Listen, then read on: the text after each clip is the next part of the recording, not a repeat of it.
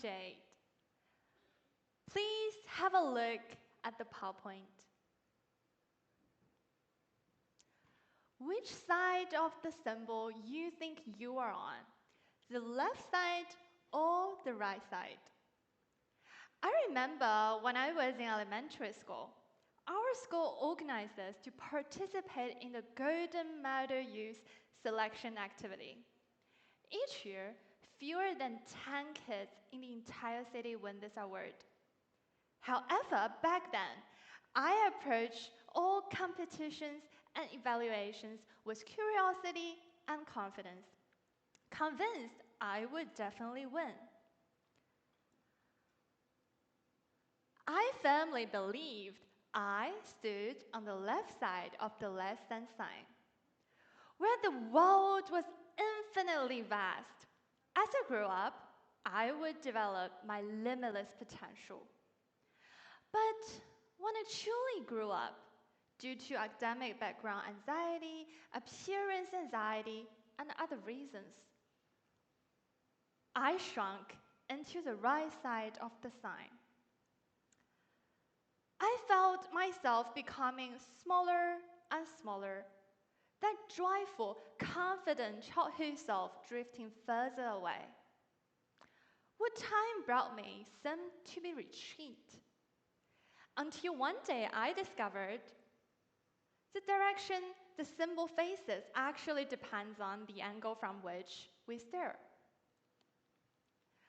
Though I'm only 27 without vast life experience, as a rookie lawyer, my perspective has continuously changed through study abroad, returning to work, resigning to re-choose career fields, and now about to go to Hong Kong to study to become a barrister. I've identified 3 significant fates in my perspective: confidence, societal standards, and possibility, which now all unfolded within me. Confidence is a self-bestowed superpower, which gives me courage to explore possibilities, question whether the so-called universal standard actually applies to me. Respecting and trusting my infinite potential as a global citizen. Earlier, I mentioned confidence. How blindly confident was I as a kid? When attending vocal lessons, once the teacher mentioned an opportunity to dance in envy. She asked me if I could dance. If she asked me about this now, I would definitely say no. I know I'm extremely uncoordinated. But back then, I always widely danced at home. And my family, my parents just say, "Oh my God, you're a street dance genius with natural musical talent." So in such environment, I confidently told the teacher I was great at dancing. She asked me to freestyle at her home, and I still recall how she struggled not to laugh. And of course, I didn't get the envy row.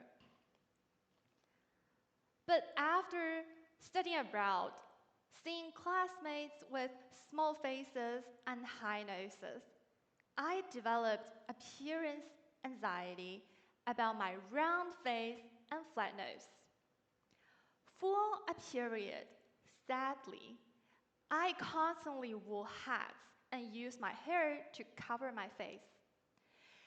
In college, constantly encountering comments like, "Australian degree worthless," further eroded my confidence. The turning point came when I received an offer from Freshfields, one of the Magic Circle law firms, my dream offer as a law student. With the job, those comments stopped. In Shanghai, this unfamiliar city, I gradually became more and more self-sufficient. I began rebuilding confidence bit by bit. But this accumulated confidence had preconditions. I still walk on eggshells, terrified of losing the qualification of confidence. If I gain 10 kilos, should my confidence decrease? If I quit my job, should my confidence just vanish?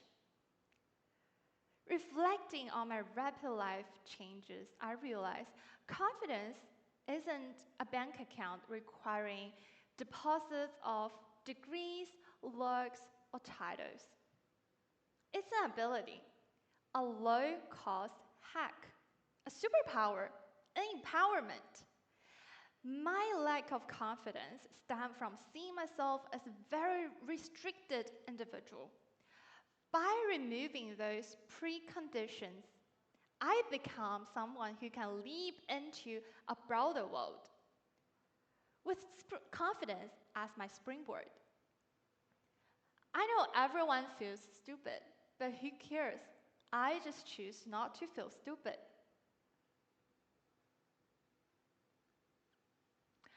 Many graduates recognize this feeling, facing society's entrance exam in a hyper-competitive job market.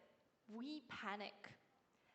As if the highest position achievable before losing fresh graduate status defined my worth.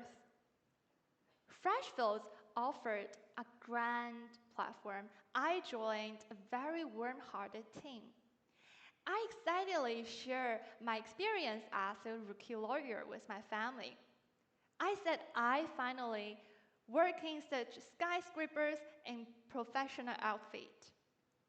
I temporarily forgot the law student who imagined defending clients in court, who pasted lawyers a citizen's gateway to justice on her desk, who cried watching movies like on the basis of sex. At that time, I only saw this platform's prestige, salary, and career path as the perfect societal clock solution. I thought this position was universally compatible. As long as I forced myself into it, it could not be wrong.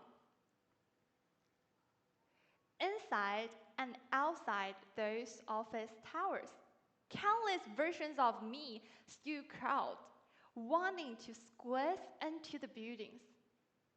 Am I stuck inside? I used to confuse self-determination with rebellion. When I resigned, someone said, "You're already 25, stop messing around. Your job is fine. For girls, career doesn't matter that much.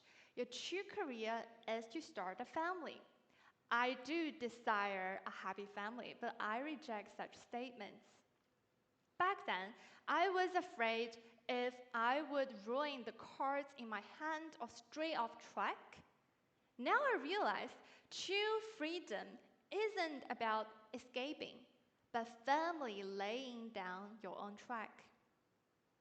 The most effective way to successfully reject an existing proposal is to offer at least two alternatives. To reject a set life, I need to at least offer myself two alternative solutions. My term probably reviewed, I alternatively resigned. Serendipitously, I joined the TV show Offer Season 6. I obtained a PCL scholarship and secured the offer to my dream common law litigation in Hong Kong. Looking back, my life has moved from near to far, from Hangzhou to boarding junior high, to Sydney to study, and moved from far to near, from Sydney to work in Shanghai, resigning and going back to Hangzhou, and now, again, from near to far, from Hangzhou to Hong Kong. On the show, my mentor Franco guided me. Perhaps you could try dispute resolution or mediation in Greater Bay Area, or even boldly apply for UN jobs. Although my visible future now only extends to being qualified as a barrister in Hong Kong, I may decide to pursue further studies after, though I don't dare dream too big yet. The small flame inside me has reignited. I finally realized how far I can go, and I am now back on the left side of the symbol.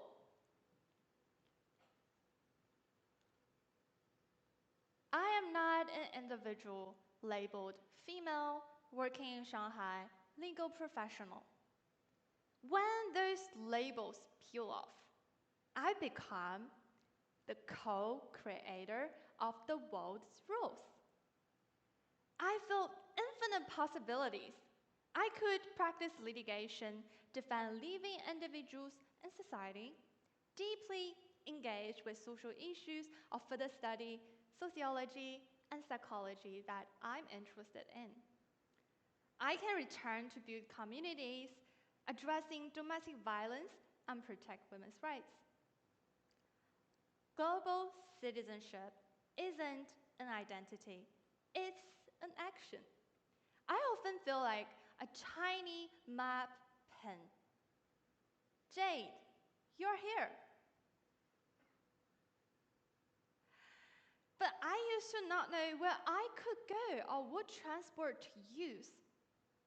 As I keep removing labels, I hear the pen being put out. I am not any pinpoint, and the world has no map. We can always chart new optimal paths.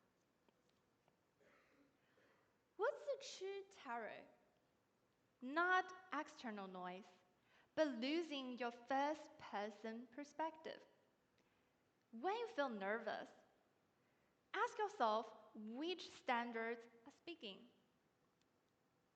Every night, tell your day story to your imagined self on the opposite side of the world.